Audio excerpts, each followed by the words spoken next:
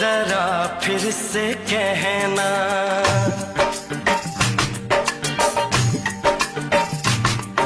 किसी दिन बनूंगी मैं राजा की रानी जरा फिर से कहना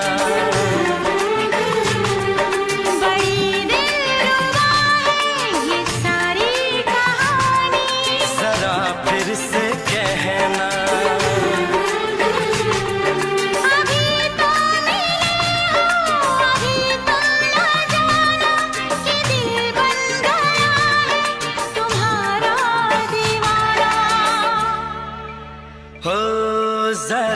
फिर से कहना किसी दिन बनूंगी मैं राजा की रानी जरा फिर से कहना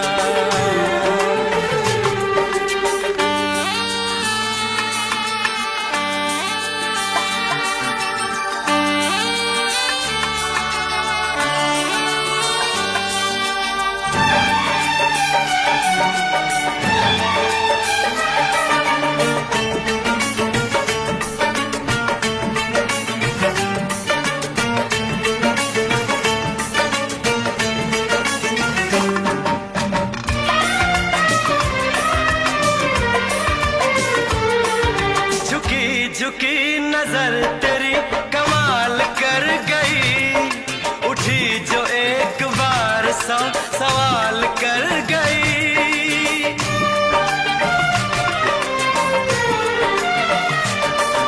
झुकी झुकी नजर तेरी कमाल कर गई उठी जो एक बार सवाल कर गई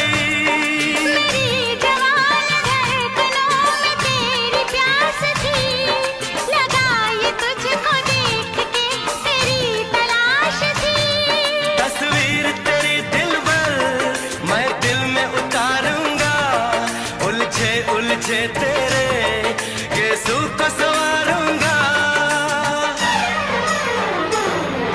जरा फिर से कहना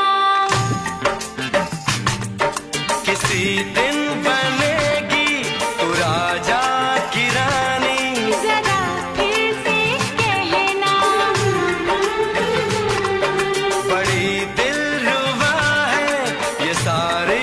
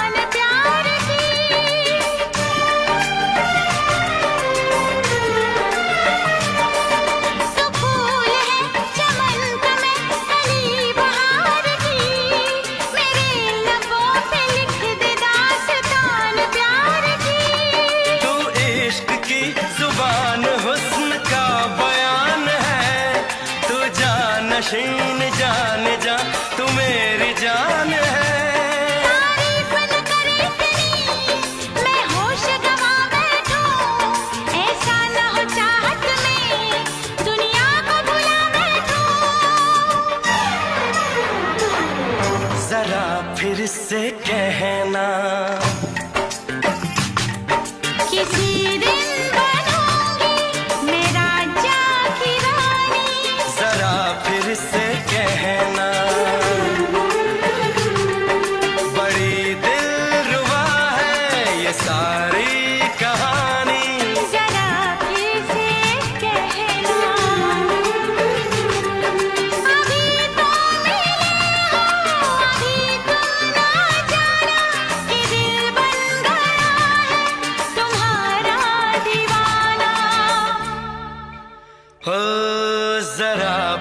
से कहना,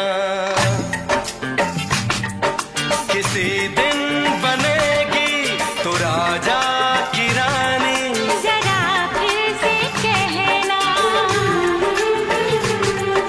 बड़ी दिलरुबा है ये सारी कहानी, जरा फिर से कहना।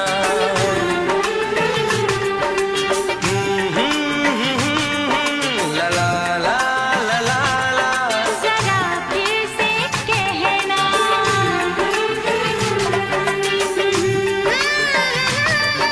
ला ला ला ला ला ला, जरा फिर से कहना।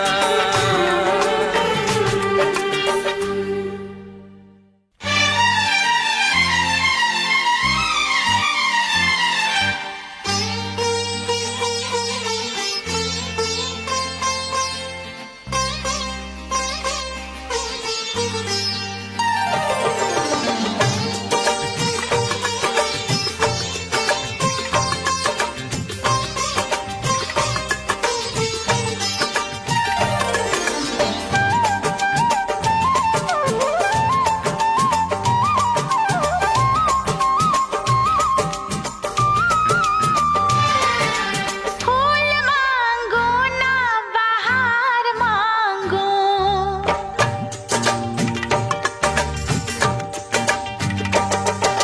फूल मांगो ना बहार मांगो, मैं तो सनम तेरा प्यार मांगू, चैन मांगू ना करार मांगू, चैन मांगू ना करार मांगू, मैं तो सनम तेरा प्यार मांगू। फूल मांगो ना बहार मांगो।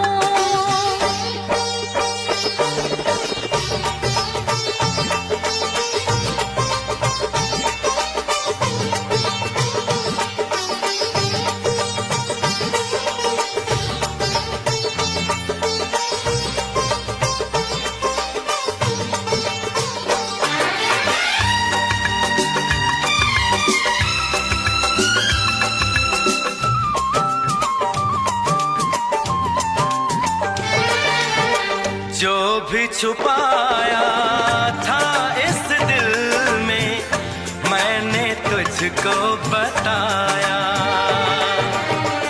राज़े मोहब्बत मैंने भी तुझसे कभी ना छुपाया, कैसी होती है लगी मुझको तो बता, इसमें है बेचैनियाँ, इसमें है नशा, होश मांगू ना खुमार मांगू, होश मांगू ना खुमार मांगू, मैं तो सनम तेरा प्यार मांगू। फूल मांगो ना बहार मांगो, चैन मांगू ना करार मांगू, मैं तो सनम तेरा प्यार मांगू। फूल मांगो ना बहार मांगो।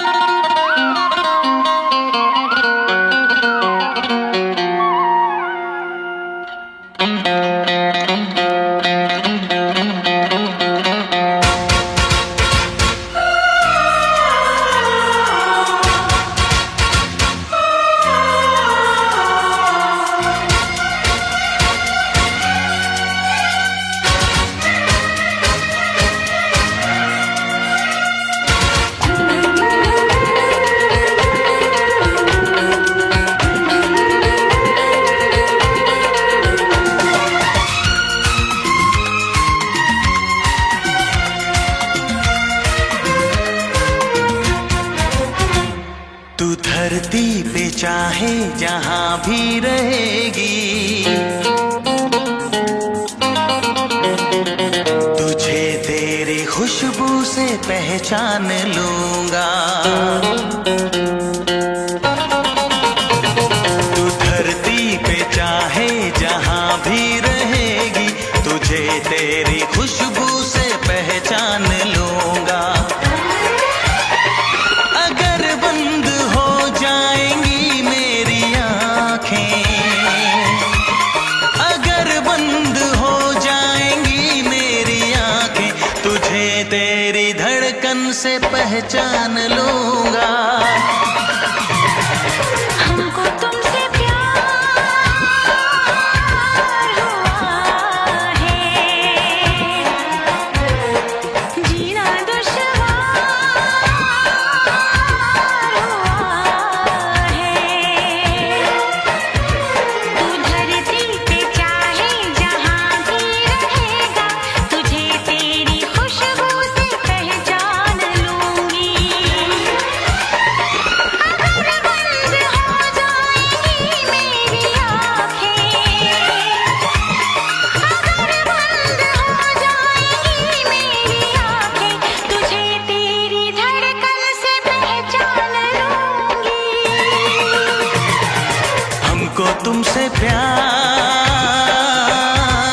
हुआ है, जीना दुश्वार हुआ है।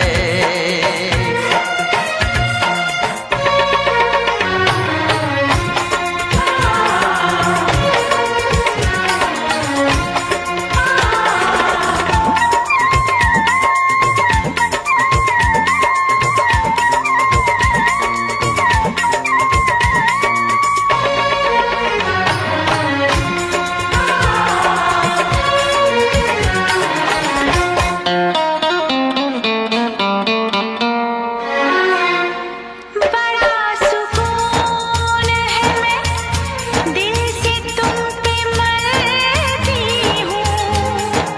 मैं अब किसी से नहीं, बस खुदी से डरती हूँ। बड़ा सुकून है, मैं दिल से तुम पे मरती हूँ। मैं अब किसी से नहीं, बस खुदी से डरती हूँ। किया जो प्यार तो फिर दूर से मचलना क्या, तड़प के शाम सहर करवटें बदलना क्या। मेरे जानो जाने मन जाने जाना। जो गुजरेगी तू मेरी रह गुजर से, जो गुजरेगी तू मेरी रह गुजर से, तुझे तेरी आहट से पहचान लूंगा। हमको तुमसे प्यार हुआ है, जीना दुश्वार हुआ है।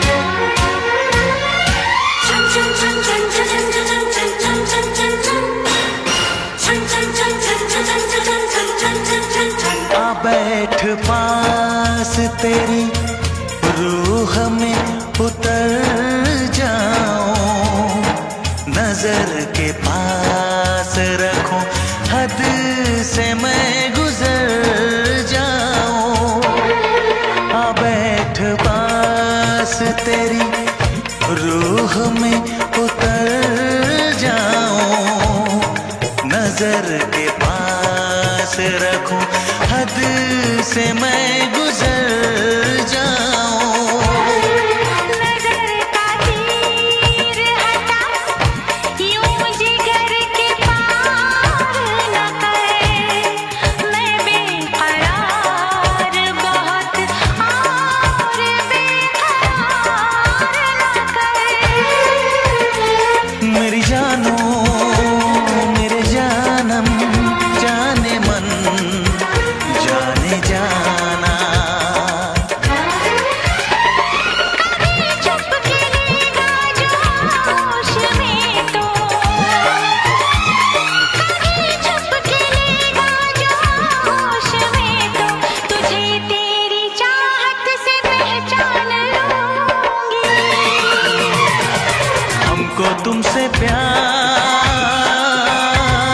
हुआ है, जीना दुश्वार हुआ है। तू धरती पे चाहे जहां भी रहेगा, तुझे तेरी खुशबू से पहचान लूंगा। अगर बंद हो जाएंगी मेरी आंखें, अगर बंद हो जाएंगी मेरी आंखें, तुझे तेरी धड़कन से पहचान लूंगी। हाँ हमको तुमसे प्यार हुआ है, जीना दुश्वार हुआ है। हमको तुमसे प्यार हुआ है। जीना दुश्वार हुआ है।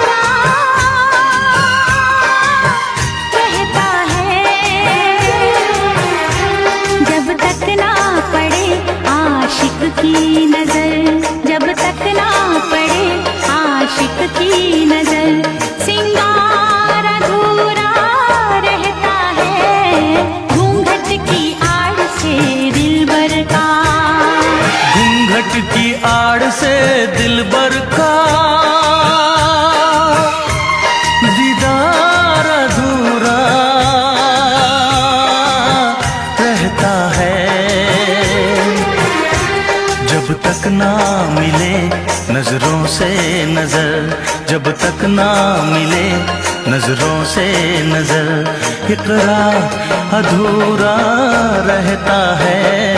घूंघट की आड़ से दिलबर का, दिलबर का, दिलबर का, दिलबर का, दिलबर का, दिलबर का, दिलबर का।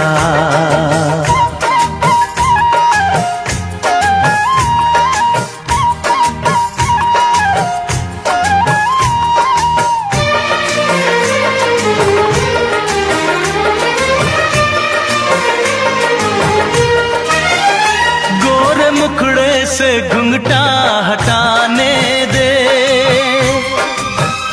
घर अपने मिलन की तो आने दे। मेरे दिल पे नहीं मेरा काबू है, कुछ नहीं ये तो चाहत का जादू है। बढ़ती ही जाती है सनम प्यार की ये बेखुदी हो। दो प्रेमियों के ना मिलने से संसार अधूरा रहता है। जब तक ना पड़े आशिक की नजर, जब तक ना पड़े आशिक की नजर, सिंगार अधूरा रहता है। घूंघट की आड़ से दिलबर का, दिलबर का, दिलबर का, दिलबर का, हाँ, दिलबर का, दिलबर का, दिलबर का।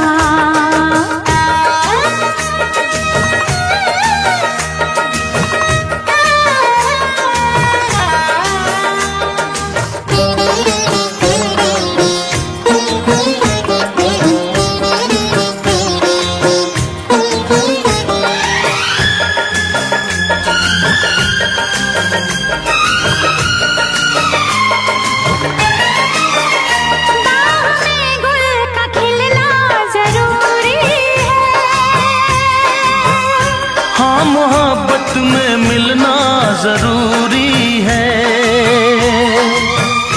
पास आने का अच्छा बहाना है। क्या करूं मैं कि मौसम दीवाना है। दिल मेरा धड़काने लगी अब तो ये दीवानगी हो। बिना किसी यार के जाने जा ये प्यार अधूरा रहता है। जब तक ना मिले नजरों से नजर, जब तक ना मिले नजरों से नजर, इकरार अधूरा रहता है। घूंघट की आड़ से दिलबर का, घूंघट की आड़ से दिलबर का, दीदार अधूरा रहता है। जब तक ना पड़े आशिक की नजर, सिंगार अधूरा रहता है।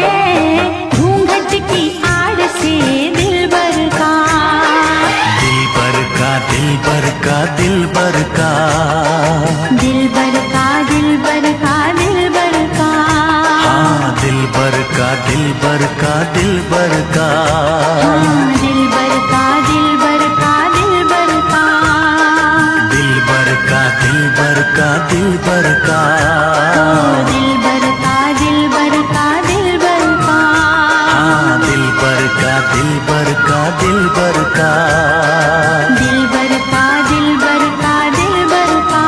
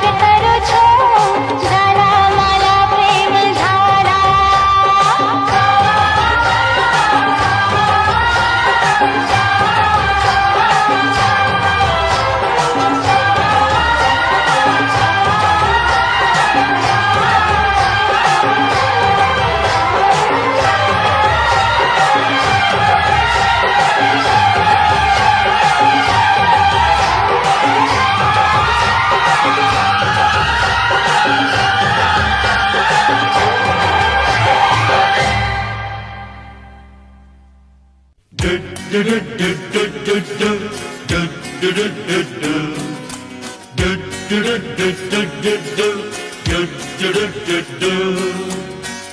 tarang ding dang dang dang, ding tarang ding dang. Ding tarang ding ding rak rak ding ding tarang ding dang. Ho ha ho.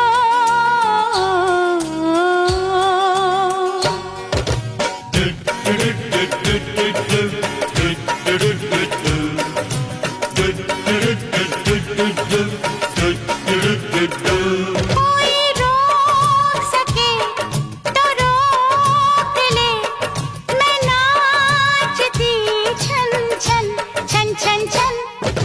पालकी में होके सवार चली रे, मैं तो अपने साजन के द्वार चली रे।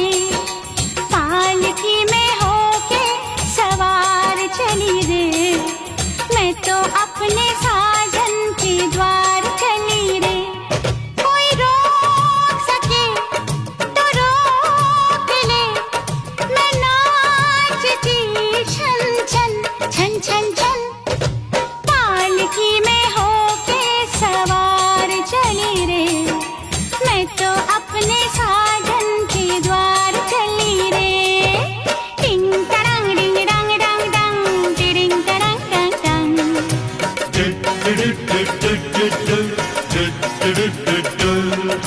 मुश्किल से मैंने ये दिन निकाले, मुश्किल से मैंने ये दिन निकाले। चलते से चल तू ओ गाड़ी वाले, मन में लगी है ऐसी लगन है ऐसी लगन। होके मैं बड़ी बेकरार चली रे, होके मैं बड़ी बेकरार चली रे। मैं तो अपने साजन के द्वार चली रे, पालकी में होके सवार चली रे। मैं तो अपने साजन के द्वार चली रे।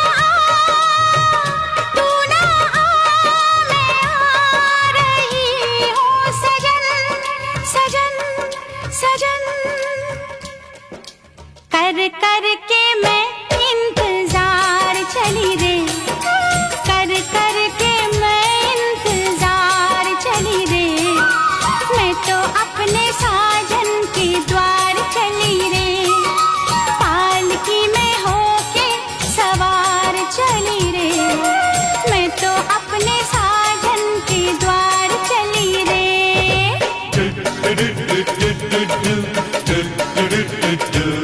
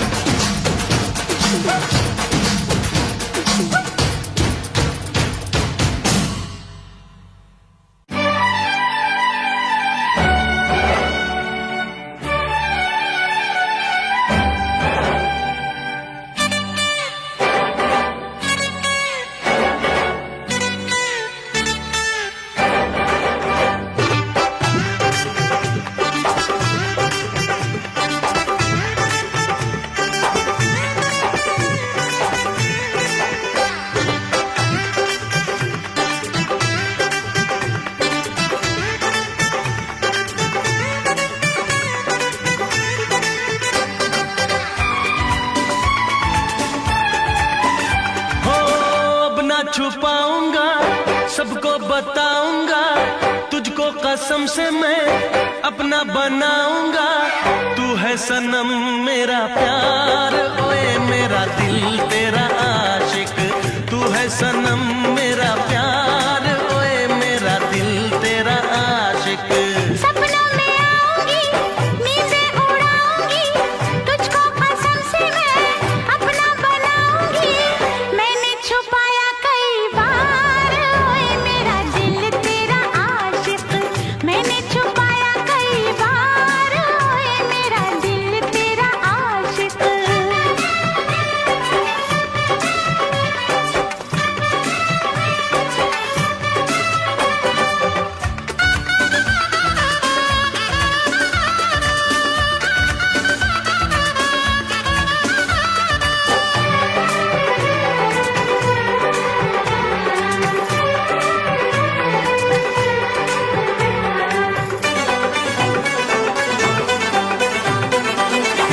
एक लड़का एक लड़की थी, एक दूजे पे मरते थे।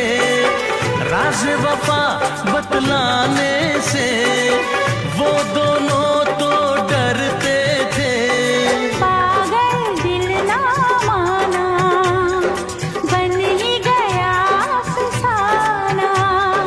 होने लगी मुलाकातें, खुल गई सारी बातें। हो ऐसे न जाऊंगा, मस्ती लुटाऊंगा, गालों से तेरे मैं लाली चुराऊंगा। मैंने किया है इकरार, ओए मेरा दिल तेरा आशिक। मैंने किया है इकरार, ओए मेरा दिल तेरा आशिक। सपनों में आऊंगी, नींदें उड़ाऊंगी, तुझको कसम से मैं अपना बनाऊंगी। मैंने छुपाया कई बार, ओए मेरा दिल तेरा आशिक। मैंने छुपाया कई बार, ओए मेरा दिल तेरा आशिक।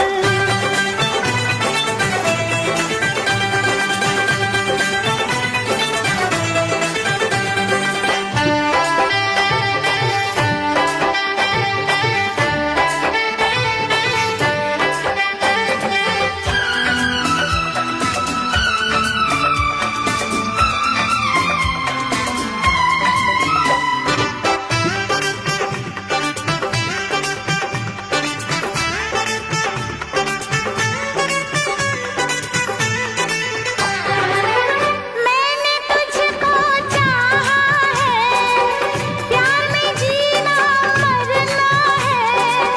कुछ भी कर ले ये दुनिया, अब न मुझको डरना है। याद तेरी तड़पाए, चैन कहीं ना आए। ओ मेरे जाने जाना, दूर कभी ना जाना।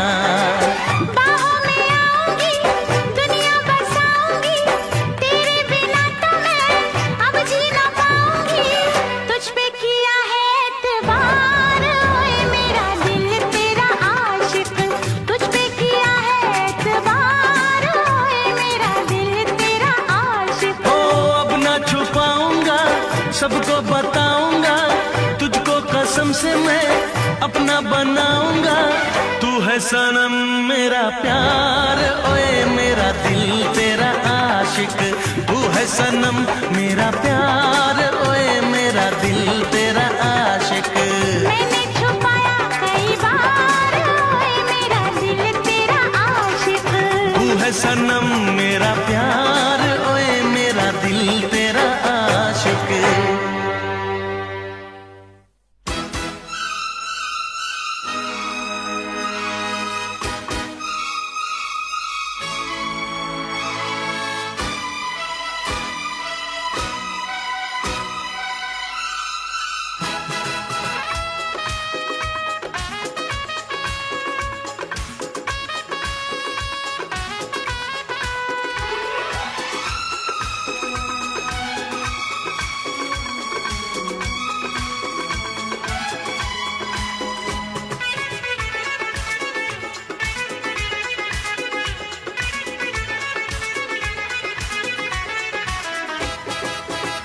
सांसों का चलना दिल का मचलना, सांसों का चलना दिल का मचलना, जिसकी बदौलत है तेरी मोहब्बत है, हो तेरी मोहब्बत है। ख्वाबों में आना आके सताना, ख्वाबों में आना आके सताना, जिसकी शरारत है तेरी मोहब्बत है, ओ तेरी मोहब्बत है। सांसों का चलना दिल का मचलना, सांसों का चलना दिल का मचलना, जिसकी बदौलत है तेरी मोहब्बत है, तेरी मोहब्बत है।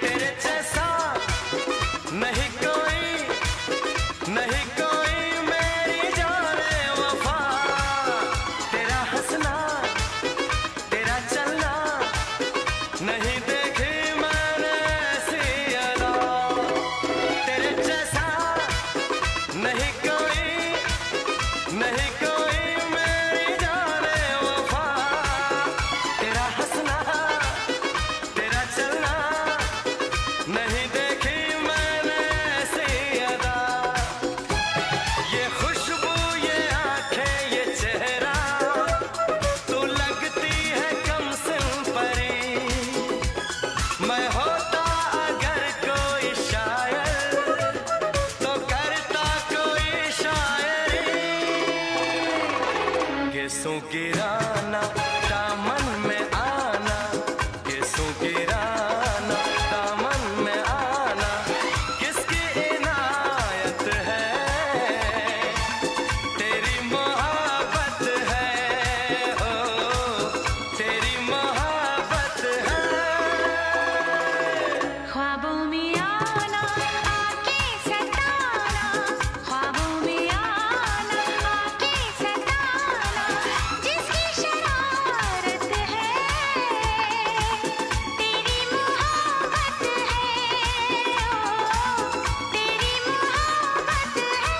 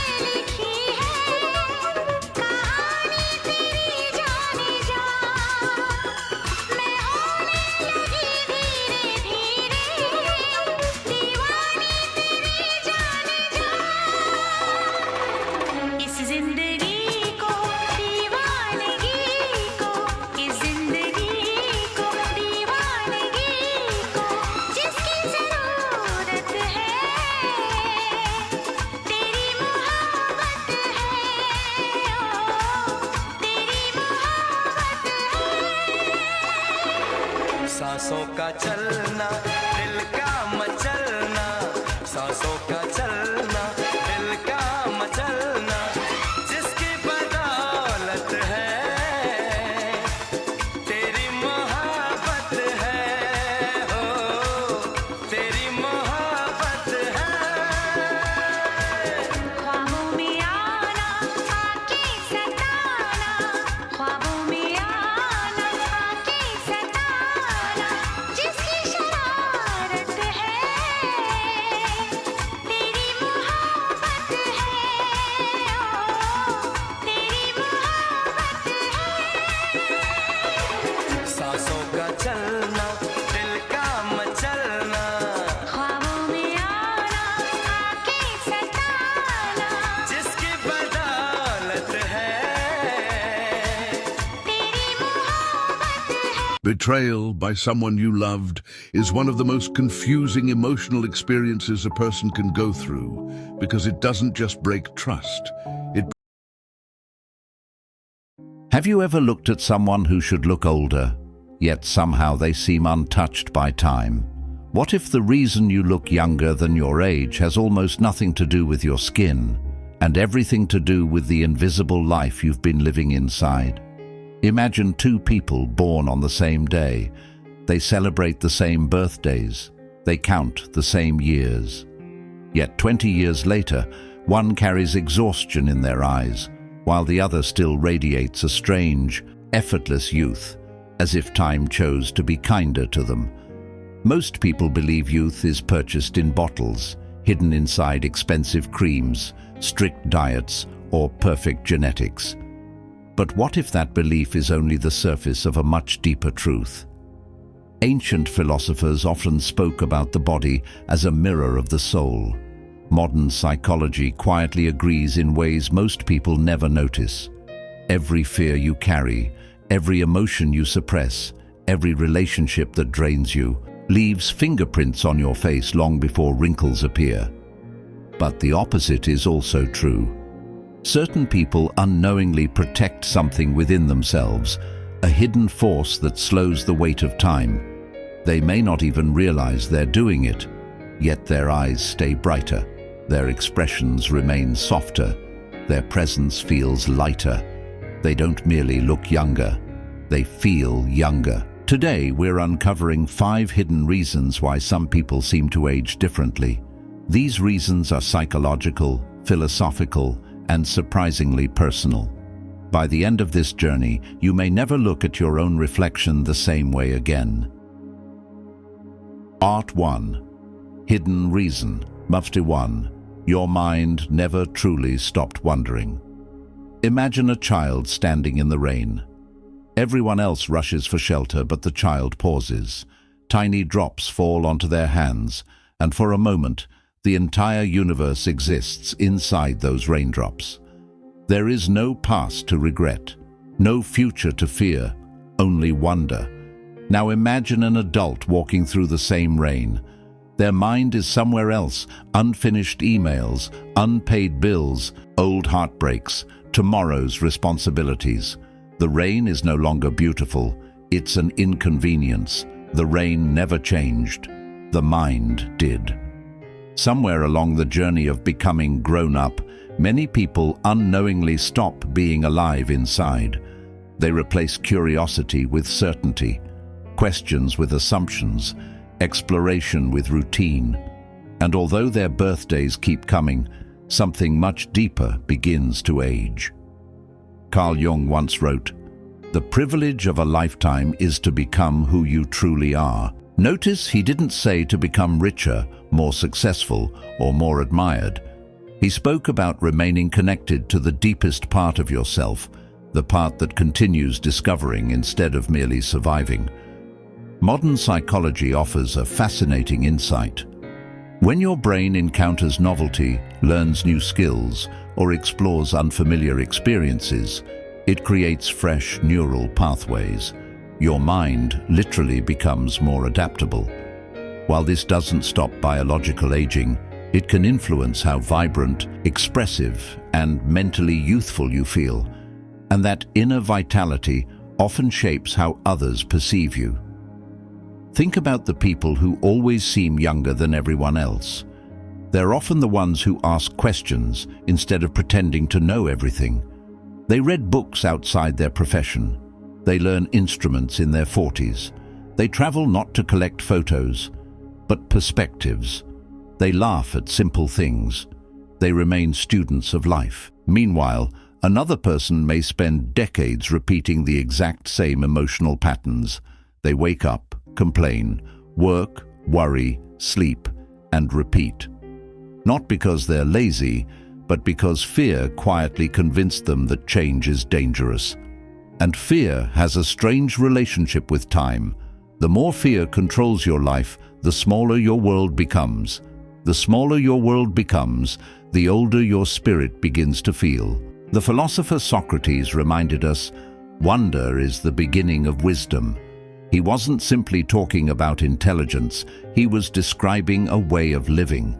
Every moment of genuine curiosity pulls you back into life itself. Have you ever watched an elderly person become excited about planting flowers, learning a new language, or playing with their grandchildren?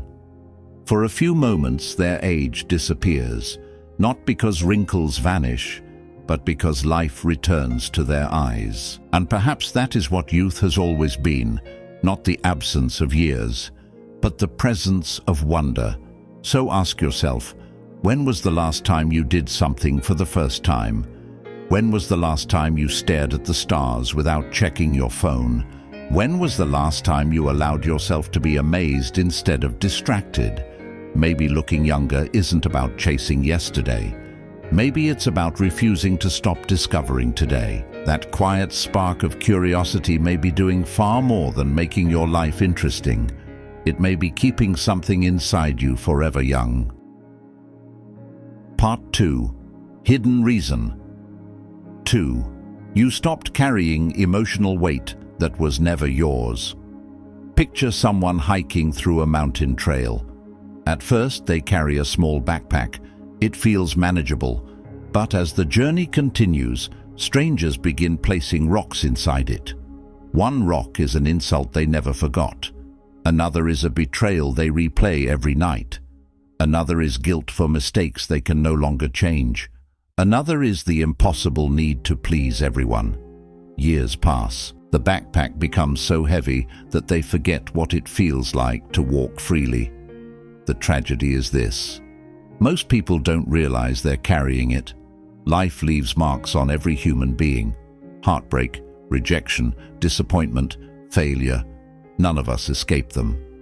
But there is a quiet difference between those who are shaped by pain and those who become imprisoned by it. The Buddha taught, holding on to anger is like grasping a hot coal with the intent of throwing it at someone else. You are the one who gets burned. Those words are more than spiritual poetry. Modern psychology has found that chronic stress and unresolved emotional strain can influence sleep, mood, energy, and even how expressive or fatigued a person appears. While emotions don't magically determine biological age, the way we carry stress can affect how alive we seem. Think of two people who experience the same heartbreak.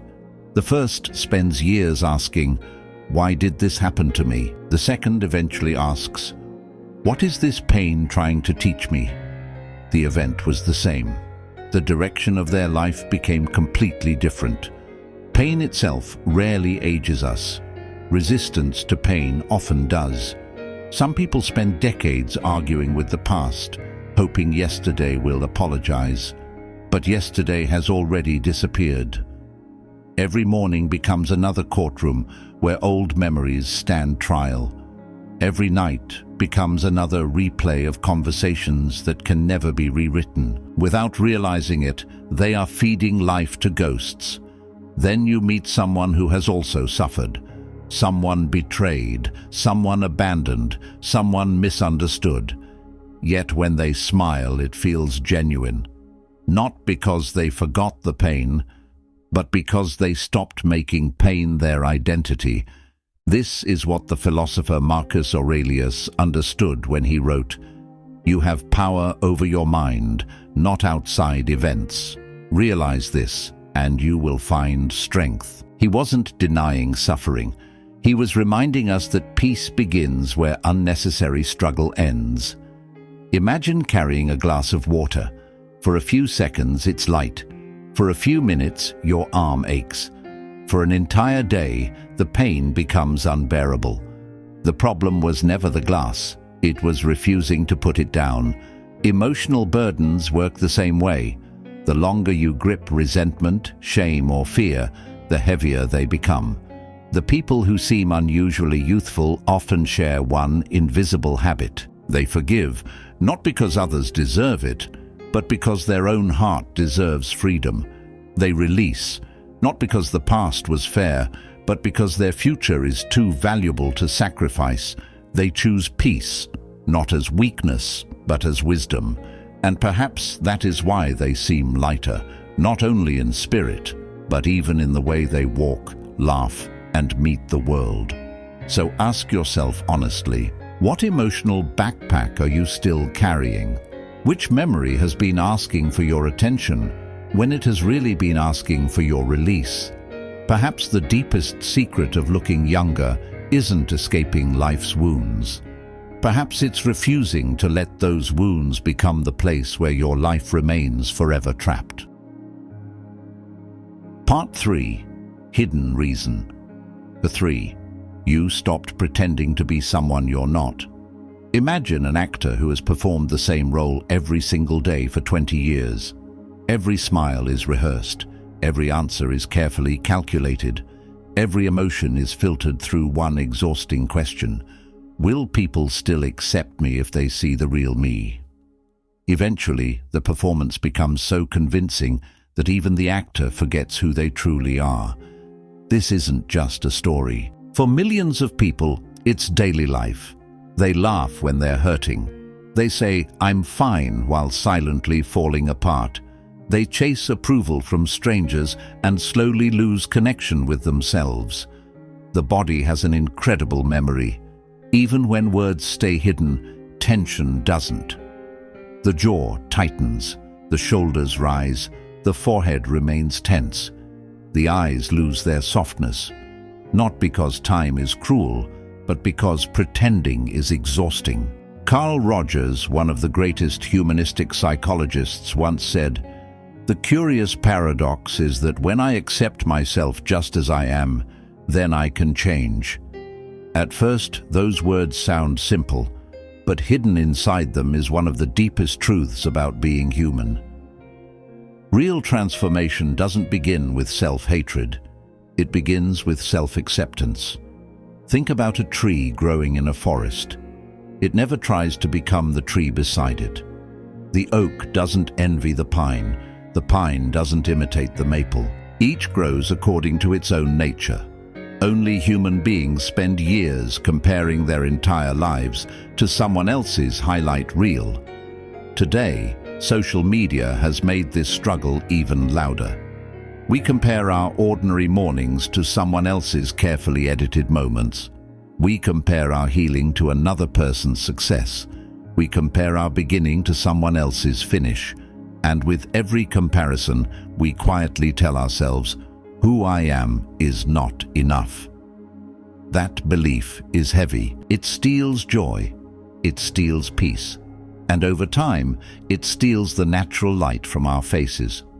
The philosopher Lao Tzu wrote, "When you are content to be simply yourself and don't compare or compete, everyone will respect you."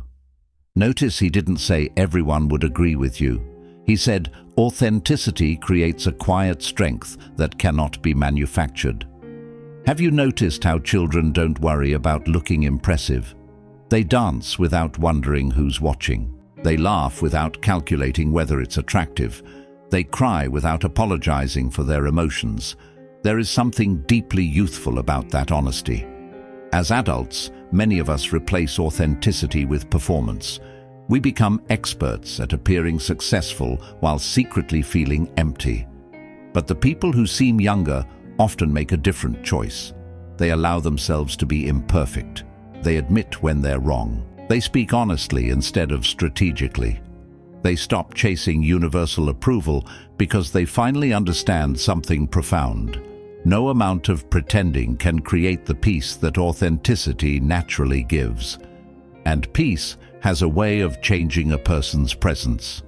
Not because it erases every wrinkle, but because it softens the expression behind them. When someone is no longer fighting themselves, their face reflects that inner harmony.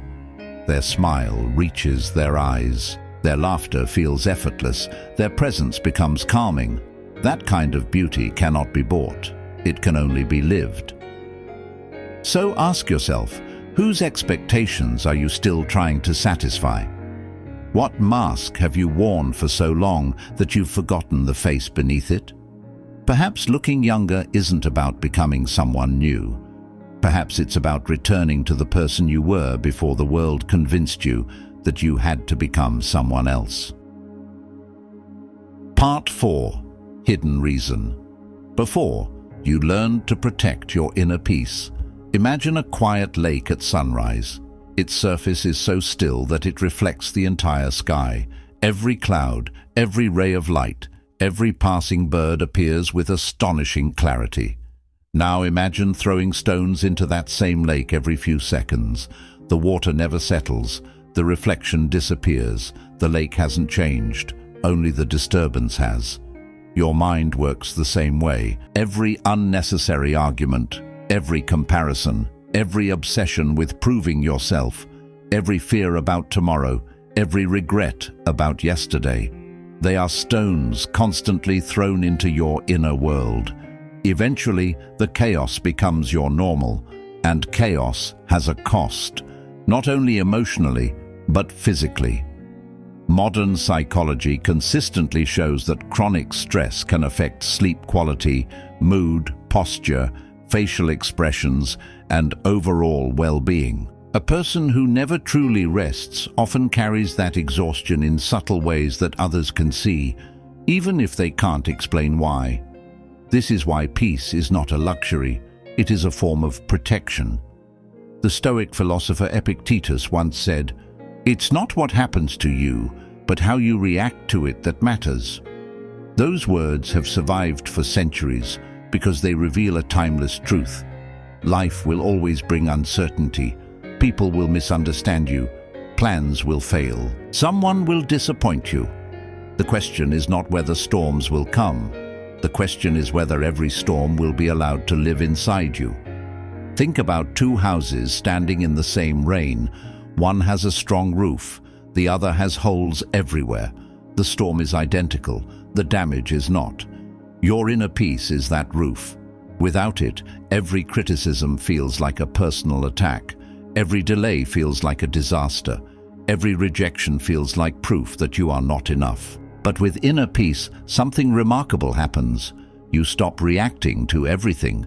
You begin choosing your responses, and that choice changes the quality of your entire life. The philosopher Lao Tzu wrote, "Silence is a source of great strength." In today's world, silence is rare. Notifications compete for your attention. Breaking news competes for your emotions. Social media competes for your identity. Everyone is asking for your mind. Very few are asking whether your mind has had a chance to rest. The people who seem younger often have one invisible habit. They create moments of stillness. Sometimes it's a morning walk before the world wakes up. Sometimes it's prayer. Sometimes it's meditation. Sometimes it's simply sitting alone without needing constant entertainment. They understand something that many people overlook. A peaceful mind doesn't happen by accident. It is protected intentionally, and protection requires boundaries. Not every invitation deserves a yes. Not every argument deserves your energy. Not every opinion deserves space in your heart. As Marcus Aurelius wisely observed, the happiness of your life depends upon the quality of your thoughts. Read that again. He didn't say happiness depends on perfect circumstances.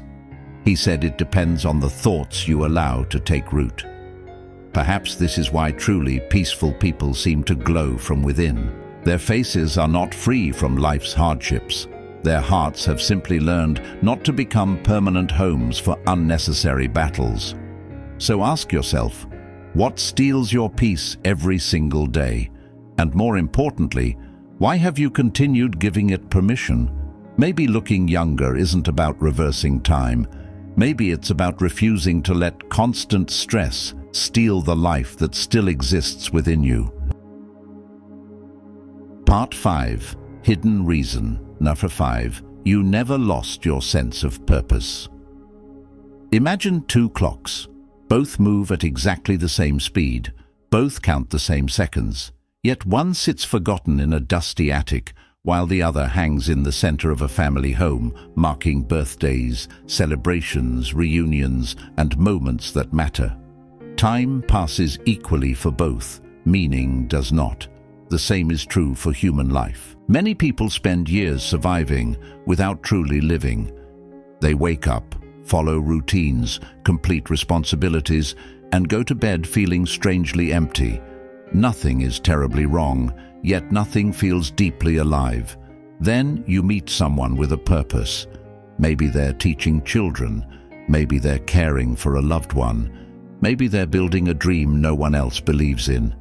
Maybe they're creating art, planting trees, writing stories, or simply making one person's life a little brighter each day. Something about them feels different. Their face carries effort, but not emptiness. Their eyes reveal fatigue, but also fire. They may not be younger in years, but they radiate a youth that comes from direction. The philosopher Friedrich Nietzsche once wrote, "He who has a why to live can bear almost any how." Purpose does not erase suffering, it transforms it. Without purpose, obstacles feel meaningless. With purpose, obstacles become part of the journey. Think of an old lighthouse standing against crashing waves. Year after year, storms strike it. The paint fades, the stones weather. Yet it remains beautiful. Why? Because it still knows why it stands. Human beings are remarkably similar. We are strongest, not when life is easiest, but when our lives point towards something greater than ourselves. Psychologist Viktor Frankl, who endured unimaginable hardship during the Holocaust, discovered something extraordinary. He observed that those who could hold on to meaning often found the strength to keep going, even in the darkest circumstances. He famously wrote, "Life is never made unbearable by circumstances, but only by lack of meaning and purpose." That is a profound reminder. Youth is not merely energy, it is hope, it is anticipation. It is waking up, believing that today still has something worth discovering, and hope has an incredible effect on the human spirit. Have you noticed how some elderly people seem full of life because they're excited about tomorrow?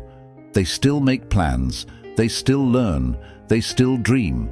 Meanwhile, someone much younger may already feel emotionally old because they've stopped believing the future holds anything beautiful.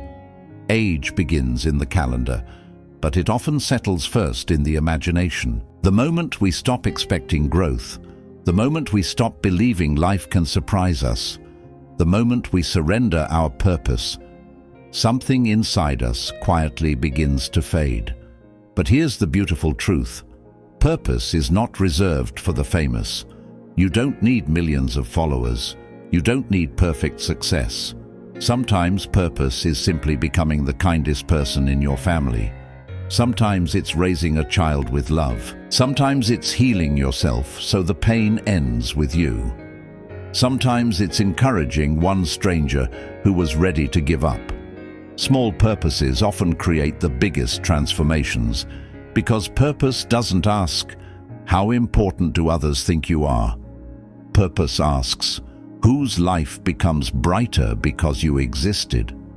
And perhaps that is the deepest reason some people seem forever young, not because they defeated time, but because they filled their time with meaning. So, why do you look younger than your age? Perhaps it isn't luck. Perhaps it isn't genetics alone. Perhaps it's because somewhere along your journey, You protected the parts of yourself that many people unknowingly lose. You kept your curiosity alive. You learned to release emotional burdens. You chose authenticity over performance. You protected your inner peace. And you continued living with purpose. These aren't beauty secrets. They're life secrets. As the Roman emperor and philosopher Marcus Aurelius reminded us, waste no more time arguing about what a good person should be. Be one. Because in the end, the youngest-looking people are rarely the ones who fear aging the most. They are the ones who are too busy truly living. One day, every face will change. Every hair will turn grey. Every hand will tell a story. But if your heart remains curious, if your soul remains peaceful, if your life remains meaningful, then time may change your appearance, but it will never steal your light. If this video spoke to something deep inside you, leave a comment with the word timeless to let others know they're not alone on this journey. And remember, take care of your soul, and your face will quietly tell the story. Until next time, keep growing, keep wondering, and keep living with intention. Disappear for 30 days. And you may discover that the world you were desperately trying to hold together was never depending on you in the first place. Disappear for 30 days. And the silence you fear today might become the loudest teacher you have ever known. Imagine waking up tomorrow and deciding not to chase anyone. No unnecessary messages, no proving your worth, no endless explanations, no posting your life just to remind people you exist. You simply disappear. At first, nothing seems to happen. The world continues spinning. Your phone stays quiet. The people you expected to notice seem strangely comfortable with your absence. And that's exactly when something inside you begins to panic. Were you ever important, or were you simply available? Most people spend their lives terrified of being forgotten. They confuse constant presence with genuine value. But history tells us something different. Marcus Aurelius once reminded himself that our peace should never depend on the opinions of others. Carl Jung believed that what we avoid in silence eventually becomes the doorway to understanding ourselves. The truth is, disappearing is not running away. It is stepping out of the noise long enough to hear your own soul again. Over the next few minutes, we're going to uncover what really happens when you vanish for 30 days, not as a punishment, not as revenge, but as an experiment in freedom.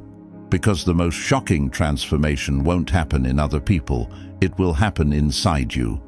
And by the end of this journey, you may realize that the person you were searching for was waiting patiently beneath the noise all along. Part 1.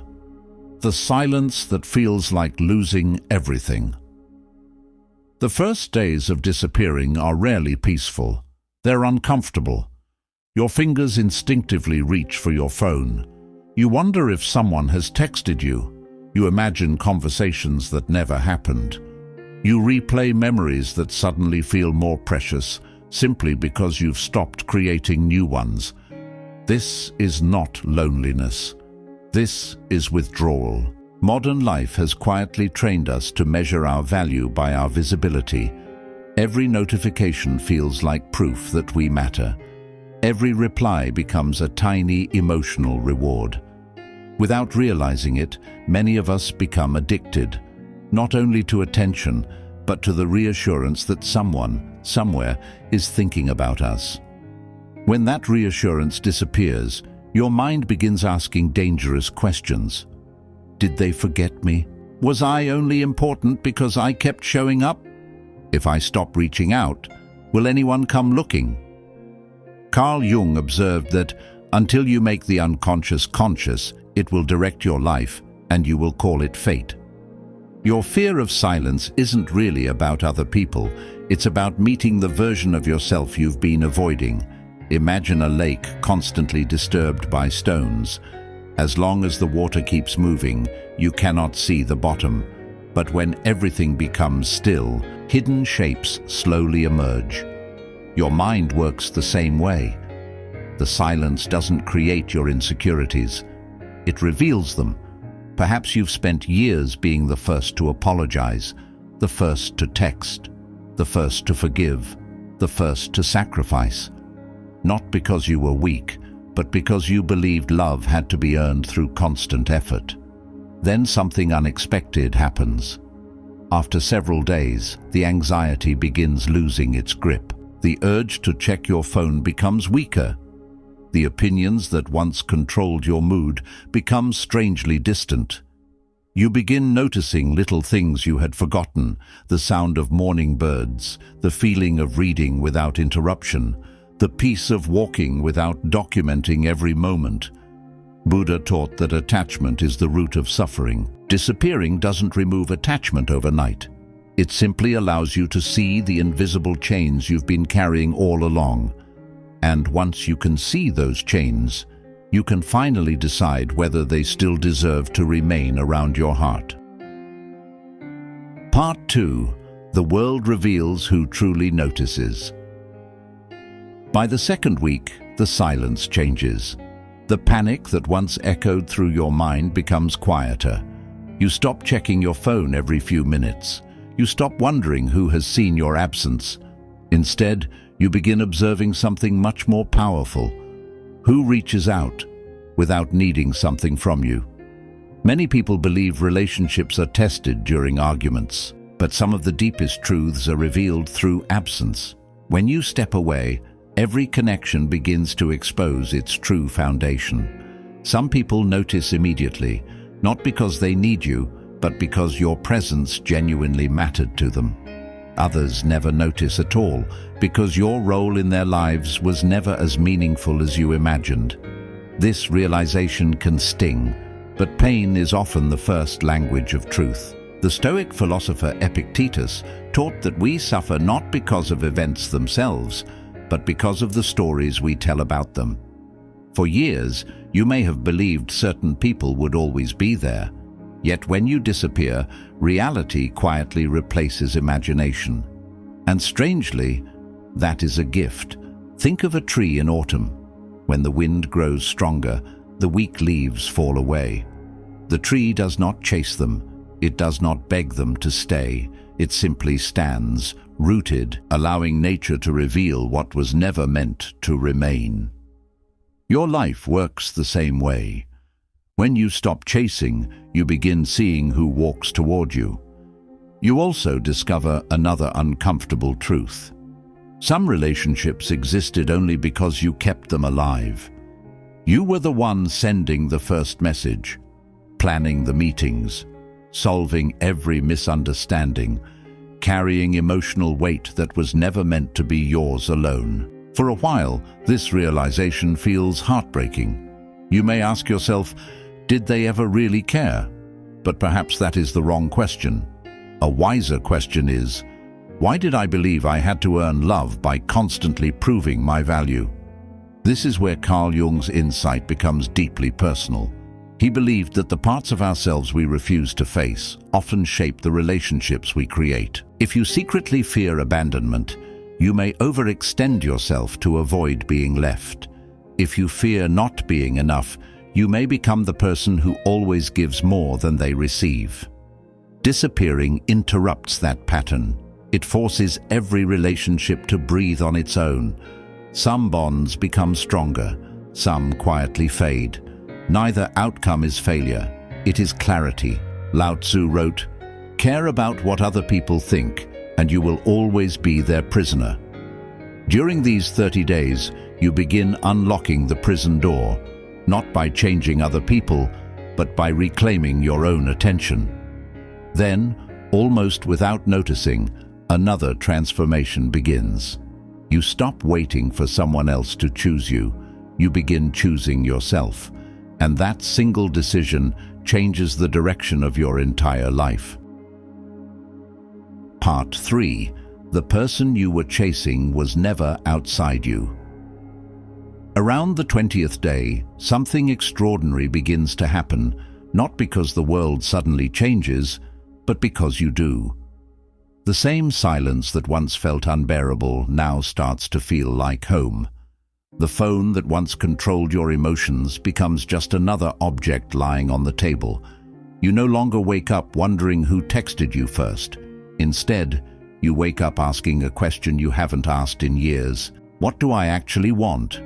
It's a simple question, yet for many people it's terrifying, because somewhere along the journey of pleasing others, chasing approval, and trying to become unforgettable, they forgot the person they were originally trying to become.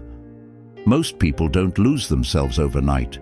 They disappear one compromise at a time, one forced smile, one unnecessary apology, one relationship where they stayed too long, one dream they abandoned because someone told them it wasn't practical. Until one day, they look in the mirror and recognize the face, but not the person. This is why solitude has always been feared. It doesn't distract you, it introduces you to yourself.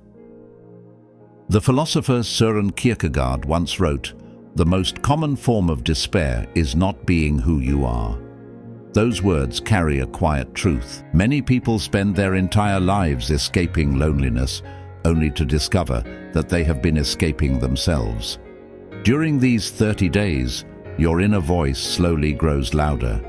You remember hobbies you abandoned, books you promised yourself you would read, places you wanted to visit, dreams you buried beneath responsibilities and expectations. It's as if an old friend has returned after years of silence. That friend is you. Imagine an old violin hanging untouched on a dusty wall. For years, everyone walks past it believing it has lost its beauty. But one day, someone gently removes the dust, tightens the strings, and draws the bow across it. The music was never gone. It was only waiting to be heard again. Your soul is no different. It has never stopped speaking. It was simply drowned out by noise. Friedrich Nietzsche warned that he who has a why to live can bear almost any how. When you reconnect with your purpose, external validation loses its power. You no longer need applause for every step you take. You no longer feel compelled to explain every decision or defend every boundary. You begin protecting your peace with the same determination you once used to protect other people's comfort. And something unexpected happens. People start noticing the difference, not because you've become louder, but because you've become calmer. Confidence has a strange quality. It rarely announces itself. It simply enters the room without asking permission. The people who once overlooked you begin wondering why you seem different. Some become curious, others become uncomfortable. A few may even try to pull you back into the version of yourself that was easier to control. But now you've tasted something they cannot give you: inner freedom. And once a person experiences the peace that comes from no longer needing constant approval, it becomes almost impossible to return to the prison of endless validation. The final days of your 30-day disappearance are not about proving a point to anyone else.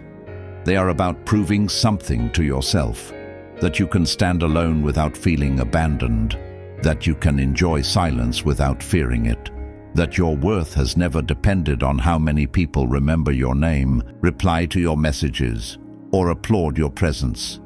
Because the greatest reunion of these 30 days isn't with an old friend. It is with the person you almost forgot to become. Part 4. When you return.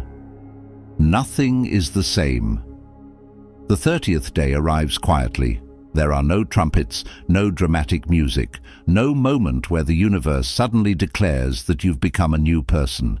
Instead, you wake up and notice something almost invisible. The weight you've been carrying for years is gone, not because your problems disappeared, but because your dependence on them has.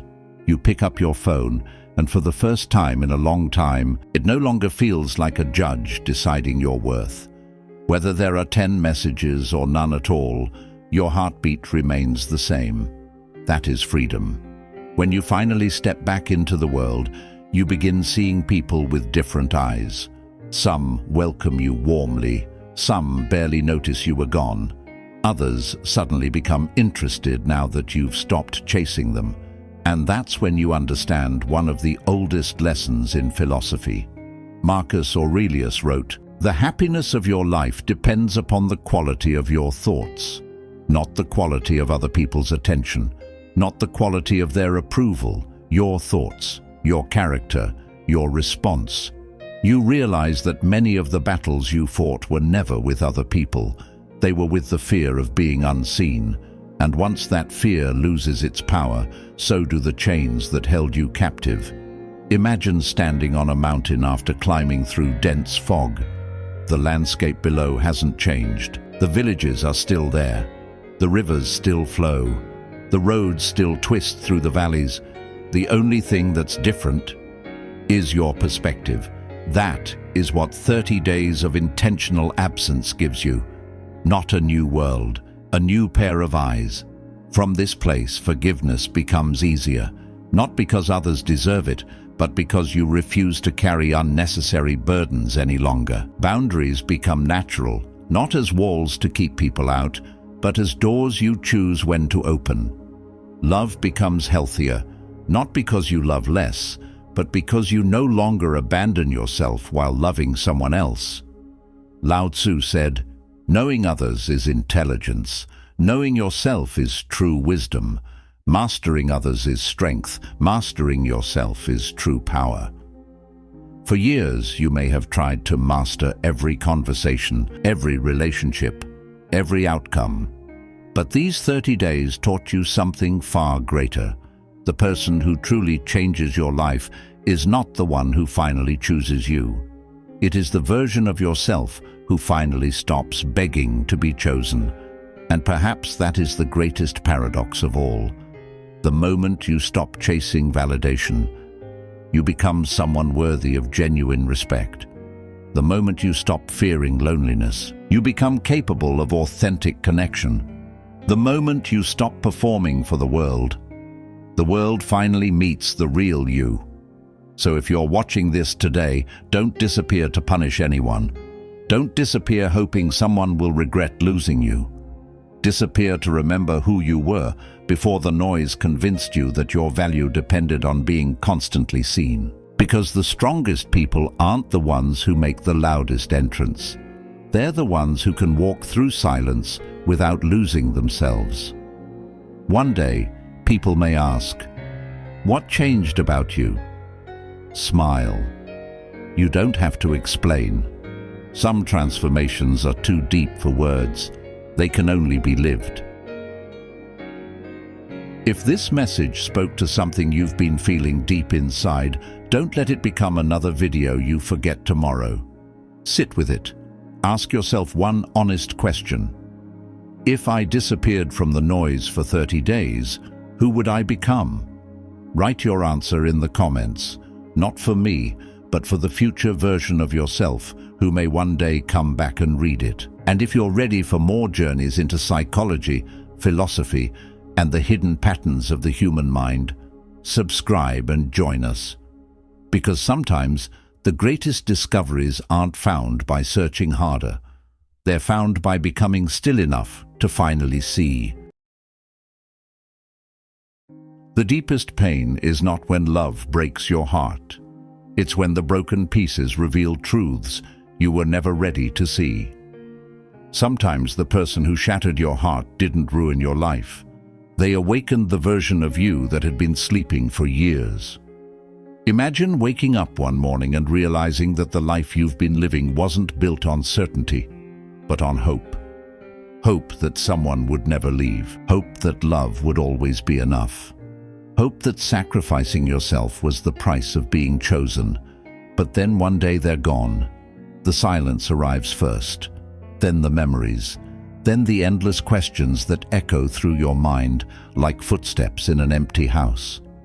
You replay every conversation, every smile, every promise, searching for the moment everything fell apart. Yet the more you search, the more one terrifying truth begins to emerge. Perhaps the heartbreak wasn't sent to punish you. Perhaps it came to remove an illusion.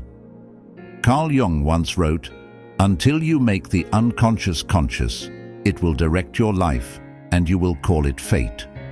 Heartbreak has a strange way of forcing hidden truths into the light.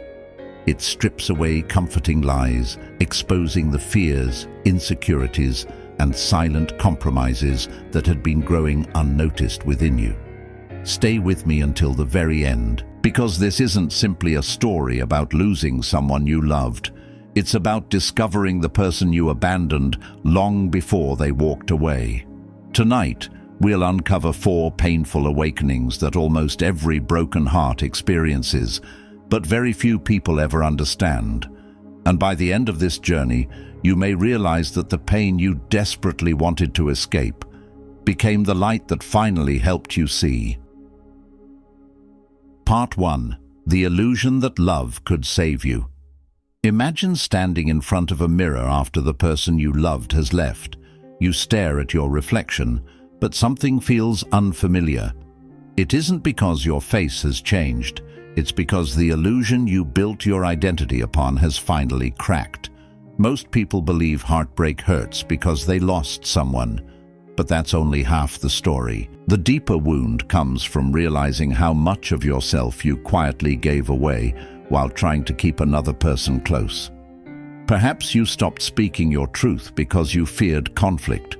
Perhaps you ignored the moments that made your heart uneasy because you called them small issues. Maybe you convinced yourself that love meant enduring anything, forgiving everything, and asking for almost nothing in return. Little by little, you disappeared, not all at once, like a candle slowly melting into the darkness. Marcus Aurelius wrote, "The happiness of your life depends upon the quality of your thoughts. Yet when love becomes your only source of happiness, your thoughts begin to revolve around one terrifying question. What if they leave? And when your entire emotional world depends on another person staying, you unknowingly hand them the keys to your peace. That's why heartbreak feels so devastating. It doesn't merely take away a relationship. It exposes every place where your identity had become dependent on someone else's presence. Think of an old house with beautiful paint covering cracked walls. From the outside, everything looks perfect. Visitors admire it. The owners convince themselves it's strong. But then an earthquake arrives. The earthquake didn't create the cracks. It revealed the ones that were already there. Heartbreak works the same way. The breakup isn't always the beginning of your suffering. It's often the moment hidden emotional fractures become impossible to ignore. Carl Jung believed that the parts of ourselves we refuse to face eventually shape our destiny. We seek people to complete us because we're afraid to meet the lonely, uncertain person living within us. So we mistake attachment for love. We mistake dependence for intimacy. We mistake fear of losing someone for proof that we truly love them. But genuine love never asks you to abandon yourself just to be accepted. The hardest lesson arrives quietly. One ordinary afternoon, you realize that the person who left wasn't the only one missing. You were missing too. Somewhere between trying to be enough, trying to be chosen, trying to be irreplaceable, you stopped choosing yourself. That realization is unbearable. Yet strangely, it is also the beginning of freedom. Because the moment your illusion dies, your real life can finally begin. Part 2. The silence that spoke louder than their goodbye. When someone leaves, we often replay their final words over and over again. We search for hidden meanings. We wonder if there was one sentence we could have answered differently, one mistake we could have corrected, one moment we could have saved. But time has a strange way of teaching us something unexpected. Eventually, you stop remembering their goodbye. Instead, you begin remembering the silence that came after it. The phone that never lit up again. The conversations that suddenly ended forever. The good morning message that never arrived. the familiar voice that became nothing more than a memory inside your own mind. At first, that silence feels cruel. It echoes through your days like an empty cathedral, making every ordinary moment feel unbearably heavy. You reach for your phone without thinking. You imagine hearing their name. Your heart continues expecting someone your reality has already lost. This is why heartbreak feels so confusing. Your mind understands they are gone. Your heart still waits for footsteps that will never return. Buddha taught that attachment is the root of suffering, not because love is wrong, but because we cling to the hope that yesterday can somehow become tomorrow again. We hold tightly to what life is already asking us to release. The silence becomes your greatest teacher, not because it comforts you, but because it refuses to lie. In that quiet space, there is no reassurance, no promises, no distractions, only you, and the thoughts you've been avoiding for years. At first, those thoughts are frightening. Why wasn't I enough? Was any of it real? Will anyone ever love me again? These questions arrive like storms, yet beneath them lies another question, one that changes everything. Why have I measured my worth by someone else's ability to stay? That single realization is the beginning of awakening. Imagine standing on a beach after a violent storm. The waves have carried away everything that once covered the shoreline. Broken shells, scattered wood, forgotten treasures, all are suddenly visible because the water has receded.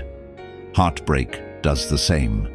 When the emotional tide pulls back, it exposes the truths that were always hidden beneath the surface. Perhaps you ignored disrespect because you feared loneliness. Perhaps you accepted half-hearted love because it felt safer than being alone. Perhaps you confused being needed with being valued. Silence reveals what constant conversation once concealed. Carl Jung observed, "People will do anything, no matter how absurd, to avoid facing their own souls." For many of us, relationships become a way of escaping ourselves.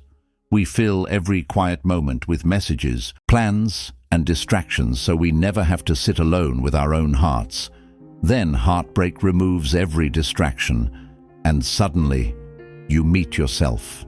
Not the version you pretended to be, not the version someone else expected, but the person beneath all the roles, fears, and compromises. It is uncomfortable, it is lonely, it is also the place where healing quietly begins.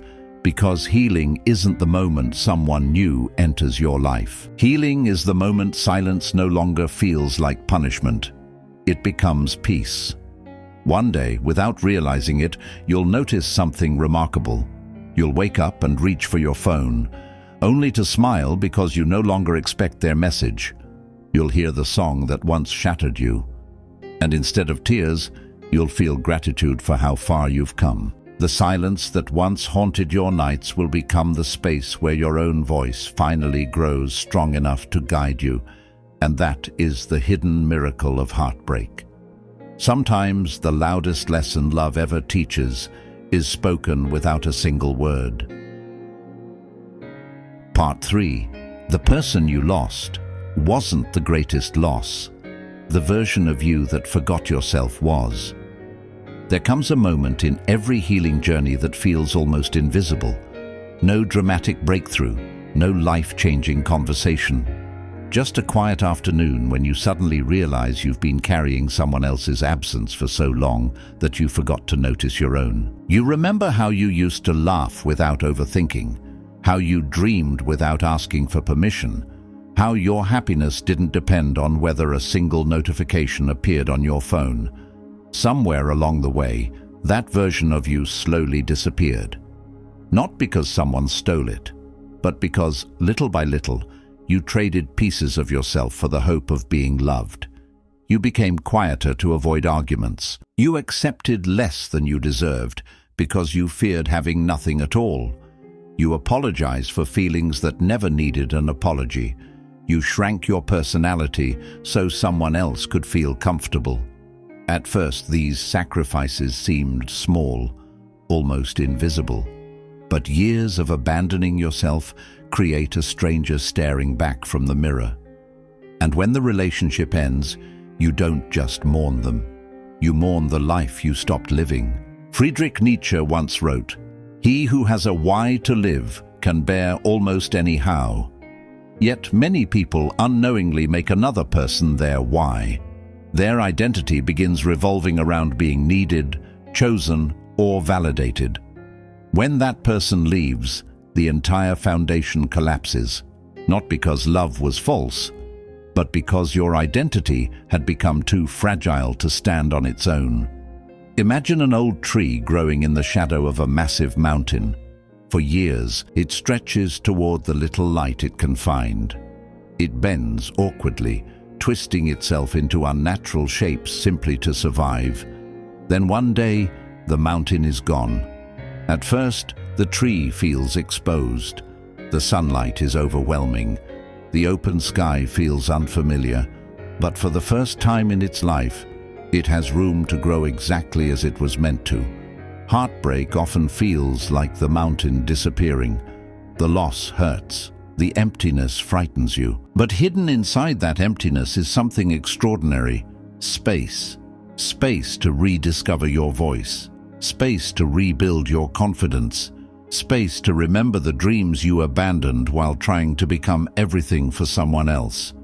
This is why the healing process feels so strange. You begin by missing them. Then you begin questioning them. Eventually, you begin rediscovering yourself. Carl Jung believed that every crisis carries the seed of transformation. The parts of your identity that depended entirely on another person begin to crumble, not to punish you, but to make room for something stronger. Real love never requires you to disappear.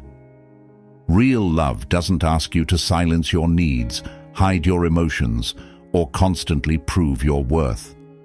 Love should feel like sunlight helping a flower bloom, not a cage convincing a bird that flying is dangerous. One morning, you'll notice something beautiful. You'll make a decision without wondering what they would think. You'll laugh from your heart instead of pretending you're okay. You'll walk into a room carrying peace instead of seeking approval. And in that ordinary moment, you'll realize you didn't lose your future when they left. You found the person who had been waiting for you all along, yourself. That is the awakening heartbreak quietly prepares you for. Because sometimes life doesn't remove people to leave you empty. Sometimes it removes them, so you finally have enough room to become whole again. Part 4. The pain that became your greatest teacher. There is a quiet moment that arrives after months, sometimes years, of healing. It doesn't announce itself. There are no fireworks, no dramatic revelation. It comes disguised as an ordinary day. You walk past a place that once reminded you of them, and your chest no longer tightens. You hear their name, and your heart remains calm. You look back at the story that once broke you, and instead of asking, "Why did this happen to me?" you find yourself asking something completely different. What did this pain come here to teach me? That question changes everything, because suffering becomes unbearable only when it feels meaningless. But when pain carries a lesson, it transforms from a prison into a teacher. The ancient Stoic philosopher Marcus Aurelius wrote, "The impediment to action advances action. What stands in the way becomes the way." Heartbreak is one of life's greatest examples of this truth. The obstacle wasn't just something you survived. It became the path that led you back to yourself. Think of a sculptor standing before a rough block of marble. To an ordinary person, every strike of the hammer looks destructive. Pieces fall away. Dust fills the air. The stone appears to be losing more than it gains. But the sculptor sees something invisible. He knows every piece that breaks away reveals the masterpiece hidden inside.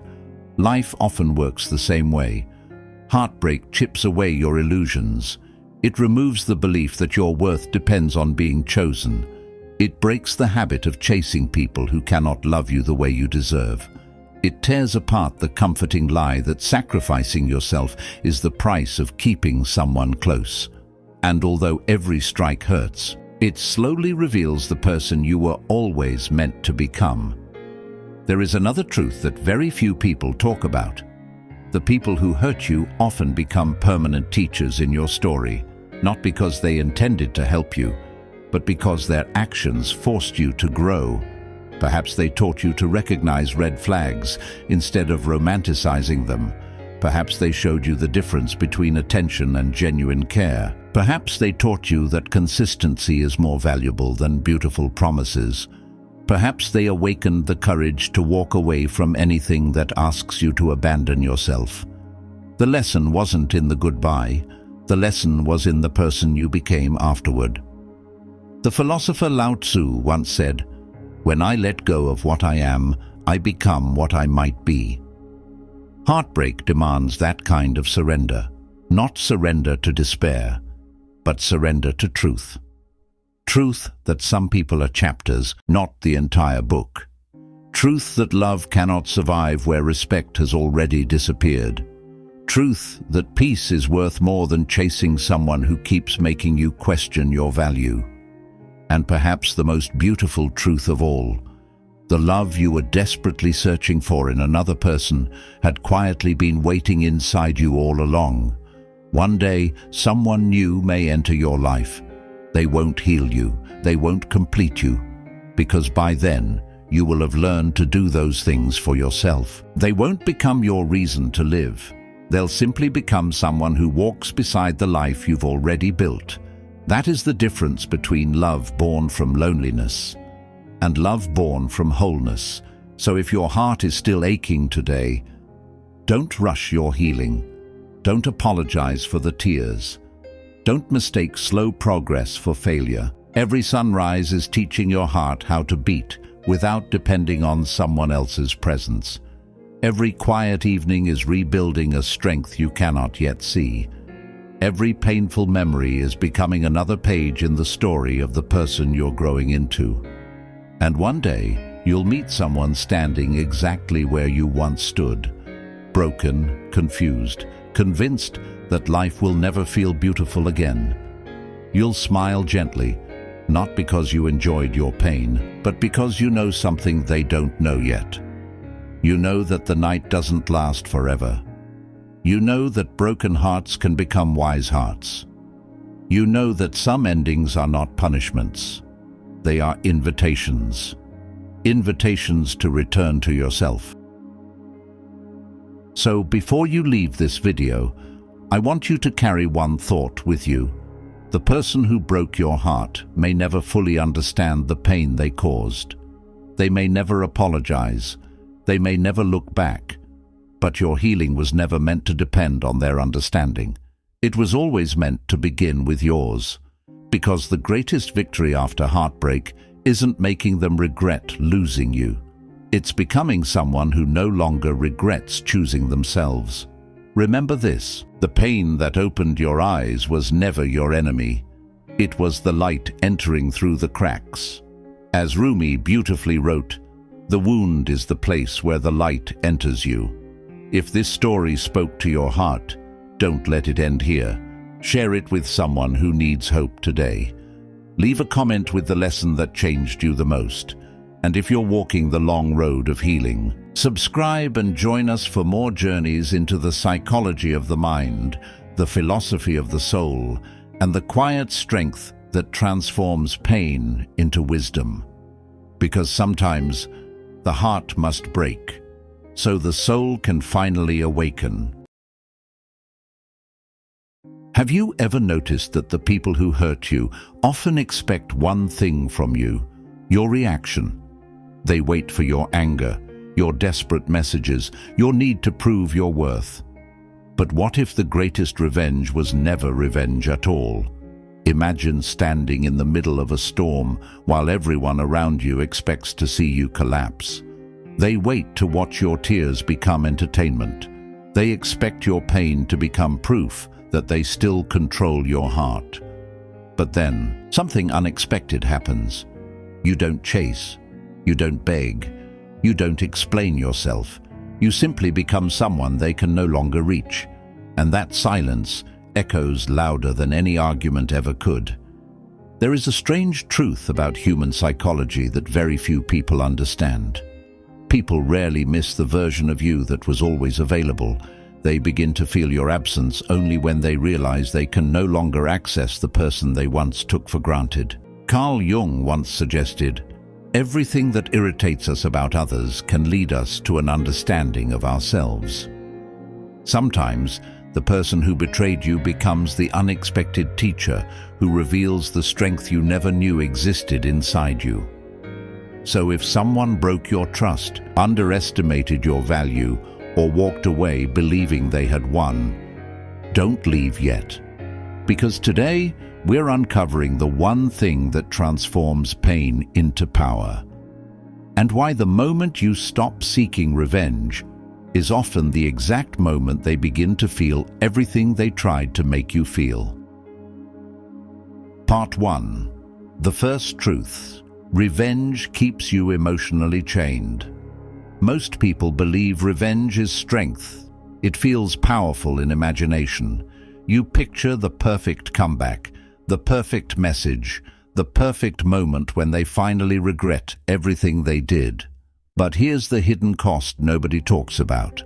Every fantasy of revenge keeps your attention tied to the very person you're trying to escape. Imagine carrying a burning piece of coal because you're waiting for the perfect opportunity to throw it at someone else. Long before it reaches them, it burns your own hand. This is exactly how resentment works. The ancient Stoic philosopher Marcus Aurelius wrote, "The best revenge is to be unlike him who performed the injury." Those words are not poetic decoration, they are psychological wisdom, because every minute spent hoping someone suffers is a minute stolen from your own healing. Think about someone who keeps checking an ex's social media. They say they're looking for closure. In reality, they're feeding an invisible emotional addiction. Their happiness has become dependent on another person's downfall, and dependence is never freedom. Modern psychology calls this emotional attachment through unresolved pain. Your brain keeps replaying unfinished emotional stories because it desperately wants a different ending. But life rarely gives us satisfying endings. Instead, it gives us choices. You can become the author of your next chapter, or remain a prisoner rereading the last one. Here's something people rarely admit. Many who hurt others secretly expect revenge, because revenge confirms something comforting. They're still thinking about me. Even your anger can become validation for someone else's ego. But when you disappear into growth, when your attention shifts toward building a better life, you quietly remove the emotional mirror they depended on. That silence becomes impossible to interpret. Did you heal? Did you move on? Did you stop caring? The uncertainty begins doing what revenge never could. It forces them to confront themselves. And perhaps the greatest irony of all, the moment you stop trying to make someone regret losing you is often the moment your absence becomes unforgettable. Part 2. The silent transformation. Become the person they can no longer reach. There comes a strange moment after every heartbreak. It doesn't arrive with dramatic music or a grand revelation. It arrives quietly. One ordinary morning, you wake up and realize you didn't think about them the moment your eyes opened. For the first time in weeks, or perhaps months, the weight on your chest feels a little lighter. That tiny shift may seem insignificant, but psychologically, it is the beginning of freedom. Most people believe healing means forgetting someone. It doesn't. Healing means remembering without surrendering your peace. The memory remains, but it no longer controls your emotions. Like an old scar, it tells a story without reopening the wound. Lao Tzu wrote, "When I let go of what I am, I become what I might be." Those words describe the invisible transformation that follows pain. The version of you that was desperate for answers slowly gives way to someone who no longer needs them, and that is where true power begins. Imagine a tree after a violent storm. Its branches are broken, its leaves scattered across the ground. At first glance, it appears damaged beyond repair. Yet beneath the surface, its roots grow deeper than ever before. The storm did not destroy the tree. It forced it to become stronger where no one could see. People are no different. The greatest changes happen in silence, not on social media, not through emotional speeches, not by making sure the person who hurt you notices your progress. Real transformation happens when nobody is watching. You begin reading instead of replaying old conversations. You invest in your health instead of your resentment. You pursue dreams that once felt impossible because your energy is no longer trapped in the past. Carl Jung observed, "Who looks outside dreams, who looks inside awakens." The moment your attention turns inward instead of toward the person who wounded you, something remarkable happens. Your identity stops revolving around what they did and starts revolving around who you are becoming. Ironically, this is often when they begin to notice your absence, not because you posted the perfect picture, not because you tried to make them jealous, but because the emotional version of you they once controlled has disappeared. The calls become less frequent. The explanations stop. The need for validation fades. And suddenly, they can no longer predict your next move. Human beings are deeply affected by what they can no longer access. We often overlook what is constantly available, yet we become fascinated by what quietly slips beyond our reach. This isn't manipulation, it's human psychology. The person who once believed you would always return now faces something unfamiliar: uncertainty. And uncertainty has a way of echoing louder than any argument. So don't spend your energy trying to make them feel your pain.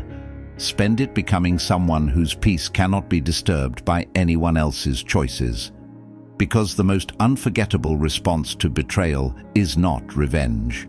It is becoming so deeply rooted in your own purpose that the person who hurt you can no longer recognize the version of you they once believed they owned. Part 3. The Hidden Regret. Why your peace becomes their loudest lesson. There is a painful misunderstanding that traps millions of people. They believe regret can be forced. They think if they explain themselves one more time, send one final message, or show the other person how deeply they were hurt, then justice will finally arrive. But regret has never responded to pressure. It responds to realization, and realization cannot be demanded. It must awaken on its own. Imagine holding a handful of sand. The tighter you squeeze it, the faster it slips through your fingers. Human emotions behave in much the same way. The more desperately you try to make someone understand your value, the less they truly see it. But the moment you release your grip, the chase ends. The silence begins. And that silence becomes a mirror. The philosopher Friedrich Nietzsche once wrote, "He who has a why to live can bear almost any how." When your life becomes guided by purpose instead of pain, something extraordinary happens. You stop measuring your worth by who stayed. You begin measuring it by who you are becoming.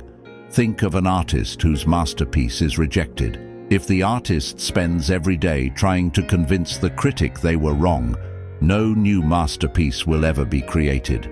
But if the artist returns to the canvas, learns, grows, creates something even greater, the rejection quietly loses its power. Life works the same way. Your future should never become a courtroom where your past is endlessly put on trial.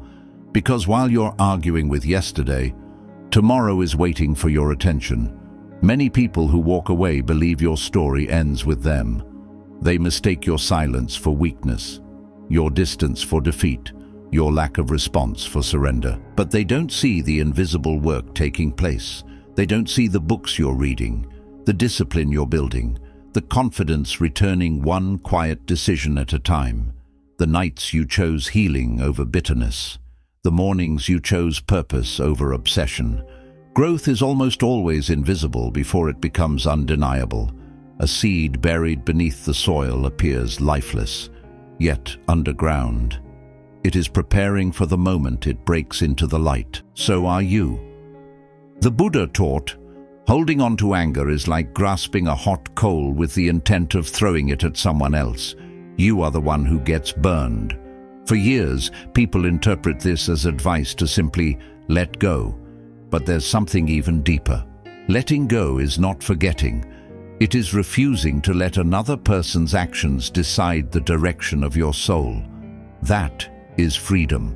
And freedom carries a strange kind of influence, because one day, perhaps months later, perhaps years later, someone who underestimated you may look back, not because you demanded their attention, not because you chased closure, but because they discover that your absence has become permanent.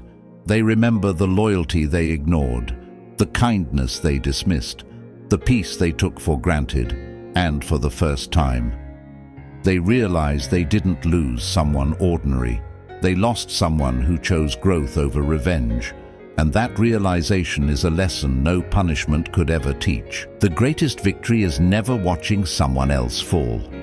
It is looking in the mirror and realizing that the person who once cried over being abandoned has become someone who can no longer be abandoned by their own sense of worth. Part 4. The final truth. Live so fully that revenge becomes irrelevant. Imagine meeting the version of yourself from the day your heart was broken, the version who stayed awake replaying every conversation, the version who questioned their worth because someone else failed to recognize it, the version who believed happiness depended on one person's return. Now imagine that person looking at who you've become today. Would they recognize your strength? Or would they be amazed that the pain they thought would destroy them became the very reason they learned to stand on their own? This is the quiet miracle of healing. It doesn't erase your past. It transforms your relationship with it. The Japanese art of kintsugi teaches that broken pottery is repaired with gold, not to hide the cracks, but to honor them. The fractures become the most beautiful part of the object because they tell the story of survival. Your heart is no different. The cracks you tried to hide may become the places where wisdom shines through. The French philosopher Albert Camus wrote, "In the depth of winter, I finally learned that within me there lay an invincible summer." That summer isn't the absence of suffering. It's the discovery that your spirit can outlast it. There comes a day when you stop asking, "Why did they do this to me?" Instead, you begin asking, "What is this experience trying to teach me?" That single question changes everything, because pain can become either a prison or a teacher. The choice belongs to you. Think about a river. When a massive rock falls into its path, the river doesn't stop to fight it. It doesn't waste years trying to push the rock away. It simply flows around it. Over time, the same water that seemed powerless reshapes the stone itself. There is enormous wisdom in that image. Strength is not always loud. Sometimes strength is patient. Sometimes strength is choosing peace when your pride demands revenge. Sometimes strength is walking away from battles that no longer deserve your energy. Sun Tzu, in The Art of War, reminds us that the greatest victories are often won without fighting. This isn't about surrender. It's about understanding that not every conflict deserves your soul. When you refuse to let bitterness define you, you reclaim something far more valuable than revenge: your freedom. One day, the person who hurt you may apologize, or they may never speak to you again. They may regret their choices, or they may continue believing they were right. but your peace cannot depend on outcomes you do not control. Marcus Aurelius wrote, "You have power over your mind, not outside events. Realize this, and you will find strength." Those words have survived centuries because they reveal an eternal truth. The strongest people are not those who control others. They are the ones who have learned to master themselves. So, if someone betrayed your trust, don't spend your life trying to become the villain in their story. Become the hero in your own. Read the book you've been postponing. Build the dream you've been afraid to chase. Take care of the body that carried you through your darkest days. Protect your peace as if it were your greatest treasure. Love again. Not because the last person deserved it, but because your heart deserves the chance to bloom without fear. And remember this, the greatest revenge is not making someone cry the way they made you cry. It is reaching a place where their choices no longer have the power to steal your joy. Because when your happiness no longer depends on the people who hurt you, you become untouchable. If this story spoke to something deep inside you, don't let it end here. Take one lesson from today's video and carry it into your life. Not tomorrow, but today. Ask yourself, who would I become if I stopped seeking revenge and started investing in my own peace? The answer to that question may change your life more than any apology ever could. If this video helped you see your pain from a different perspective, leave a comment with just one word. Peace. Not for me, for yourself, because every time you choose growth over resentment, you write a new chapter that no one else can control. And if you're ready to explore more timeless wisdom from Marcus Aurelius, Carl Jung, Lao Tzu, Nietzsche, Buddha, and Camus, subscribe to Cognitive Insight and join us on the journey of understanding the mind, mastering emotions, and becoming the strongest version of yourself.